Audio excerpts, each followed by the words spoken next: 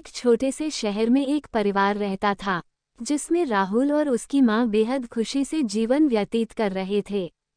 Rahul auto चलाता था और उससे जो भी आमदनी होती थी, माँ बेटा खुशी खुशी उससे गुजारा करते थे। एक दिन उसकी मौसी राहुल के घर आई। उसने राहुल की माँ से राहुल की शादी के बारे में बात की, जिसे सुनकर माँ बहुत खुश हो गईं। अब राहुल के लिए एक अच्छी लड़की की तलाश शुरू होती है। कुछ ही दिनों में राहुल की मौसी को प्रीति नाम की एक लड़की मिली, जो देखने में बेहद खूबसूरत थी। राहुल को भी प्रीति बहुत पसंद आई और दोनों ने शादी कर ली। शादी के बाद कुछ दिन बेहद खुशी से बीते, लेकिन राहुल और उसकी माँ को प्रीति के बारे में यह नहीं पता था कि प्रीति कितनी लालची लड़की है। प्रीति ने शादी के कुछ दिनों बाद ही अपने रंग दिखाना शुरू कर दिया था। वह महीने में कई बार किटी पार्टी जैसे समारोह में जाने लगी, जिसके लिए प्रीति हर पार्टी में नए कपड़े और कीमती जेवर पहनती थी। जब प्रीति के नए गहने और कपड़े खत्म हो जाते थे, तब प्रीति अपने पति की कमाई से नए कपड़े और गहने खरीद लेती थी, जिससे राहुल के घर में झगड़ा शुरू हो गया था। कई बार ऐसा होता कि महीने का राशन लाने के लिए जो भी पैसे होते थे, उन पैसों से प्रीति अपने लिए कपड़े और गहने खरीद लेती थी। एक दिन राहुल ने कहा, प्रीति, अपने नए कपड़े और गहने खरीदने में इतना पैसा बर्बाद करने का क्या फायदा है? आपको सोचना चाहिए कि आपके पति की इतनी कमाई नहीं है कि आप एक महीने में 10 बार किटी पार्टी में जाने के लिए नए नए आभूषण खरीद कर खर्च कर सकें। ये सुनकर प्रीति गुस्से से लाल हो गई और राहुल से कहने लगी, तुम हमेशा मुझसे कहते रहते हो, कभी भी तुम ज्यादा कमाने के बारे में नहीं सोचते। यदि तुम ज्यादा ऑटो रिक्शा चलाते तो ज्यादा कमाई होती और आज मैं आराम से नए नए कपड़े पहन सकती। ये कहकर प्रीति अपनी सास के पास जाती है और कहती है, माँ जी, जो गहने आपके पास हैं, मुझे दे दो, मैं इसे पहनकर पार्टी में जाऊंगी। राहुल की माँ ने पूरी बात सुनने के बाद कहा कि पुराने जमाने में सभी बहुएं अपने जेवर सास को देती थीं, लेकिन तुम मुझसे गहने मांग रही हो। प्रीति ने कहा, तुम गहनों का क्या करोगी, मुझे दे दो।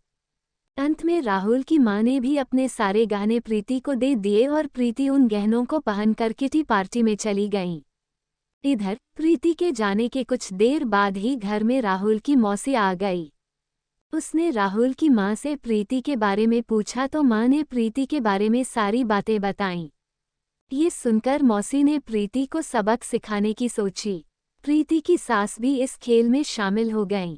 राहुल की मौसी घर का सारा राशन और सामान अपने घर ले गईं और थोड़ी देर में अपने सारे गहने और नए कपड़े ले आईं। गहने और कपड़े लाकर उन चीज़ों को घर की अलमारी में और कुछ को रसोई में रख दिया और अपने घर जाने लगी।